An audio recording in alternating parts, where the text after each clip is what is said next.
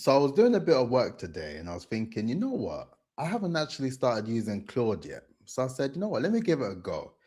And I understand why people are migrating over to Claude from ChatGPT because it makes a lot of sense. That's all I'm going to say on that matter. It just makes a lot of sense.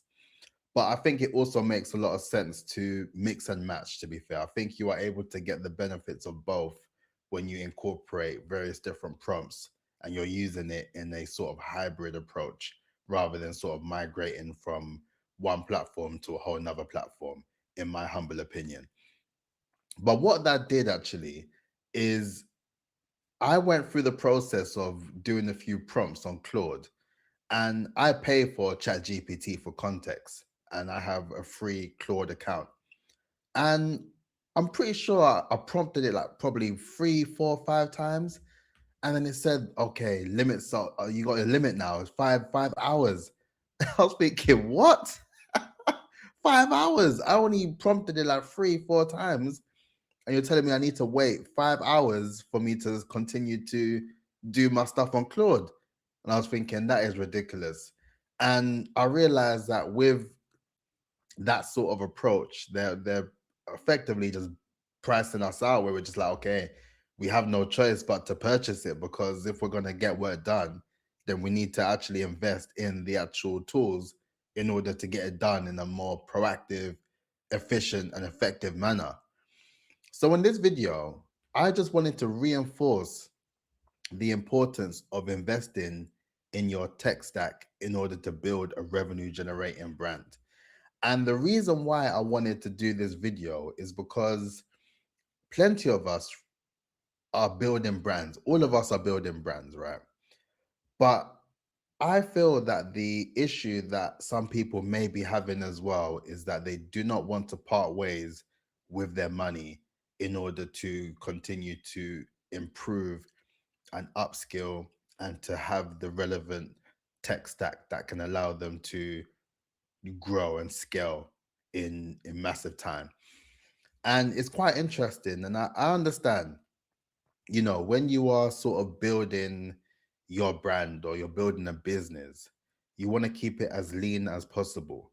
But in the grand scheme of things, there are so much tools available to us now that just makes life so much easier, that allows you to get things done in a much more efficient way. Things that it would have took you hours to do, but it literally can now take you what, 10 to 20 minutes to do. There's so much tools at our disposal, and it's in our best interest to really do an audit and sit down and think what tools make the most sense for me as far as being able to build a brand is concerned. And one example, I suppose, for me is just the idea of being able to redistribute and repurpose my content. I have a tool that I use where I distribute and repurpose all of my long form video content that I do. And I distribute it across my YouTube shorts, my Instagram reels, my TikTok, all those platforms I incorporate within the whole process of being able to build and develop and refine my brand.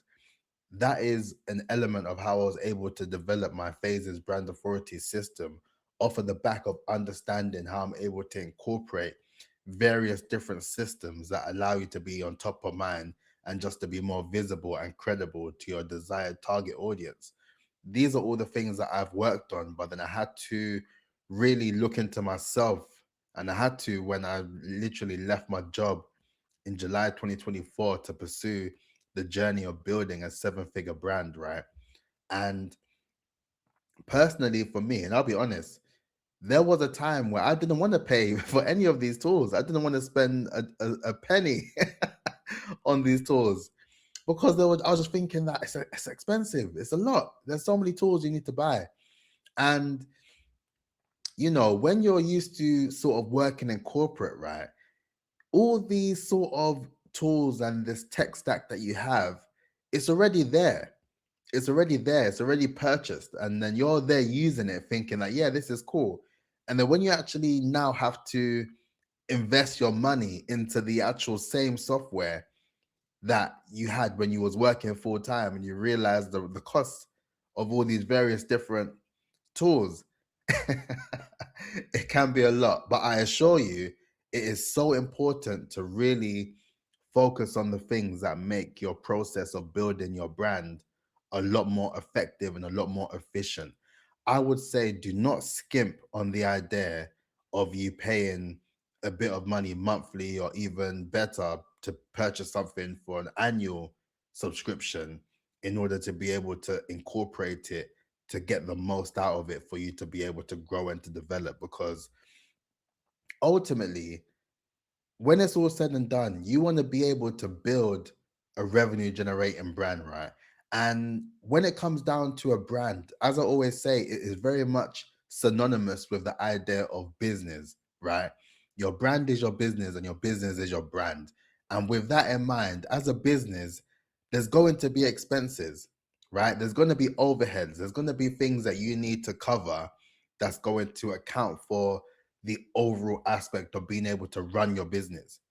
And it's very similar when you think of it from a brand perspective, because all the sort of tools, the tech stack that you need to invest in order to continue to develop your brand, that still aligns with the idea that you need to effectively pay for these overheads, pay for these expenses that will ultimately position you in a place where you are able to develop an offering off of the back of your brand to then sell as a service, right? And that's why I talk about the idea of your personal brand, your business brand, and your campaign brand. Your personal brand is developed in order for you to build trust. Your business brand is there for you to be able to sell a service towards your ICP to allow them to hit their dream outcome. That's the credibility marker. You do that, and then with that money that you get through the revenue through working with your clients, you have enough money in that sense, or I would hope that you've positioned it in a way where you've been able to have a good ratio split of how you where you put your money. And a lot of that should be reinvested back into your brand, back into the business, right?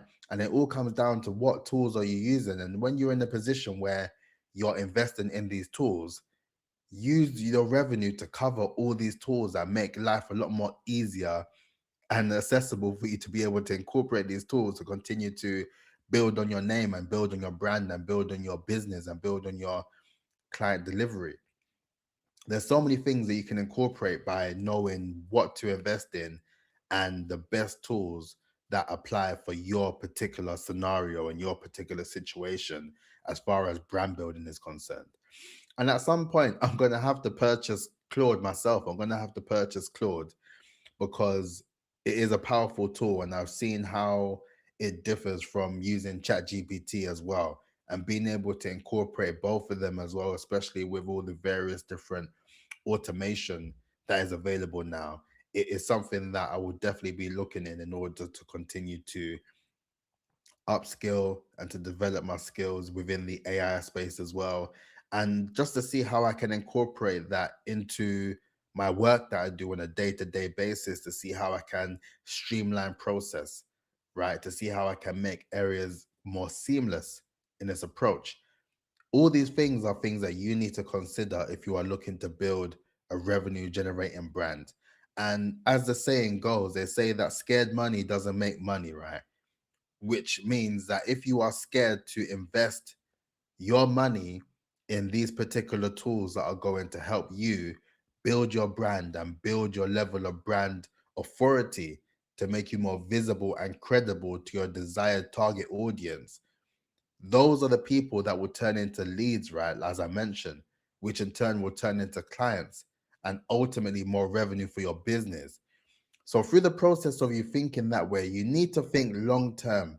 You need to think with longevity in mind in order to build a revenue generating brand. So I would highly encourage you, if you are watching this and you are not paying for any subscriptions or any tools in order to help you build your brand into a revenue generating brand, if you have got this far, then please use this as a sign to ensure that you start to build out your list of these tools that you need to incorporate.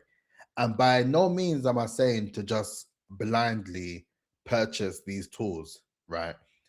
try out the free versions first. All these different tools have free versions that you can work through to figure out if you like the actual idea of using it, right? And over time, the more that you use it, the more that you have an understanding of how you can incorporate it within your processing.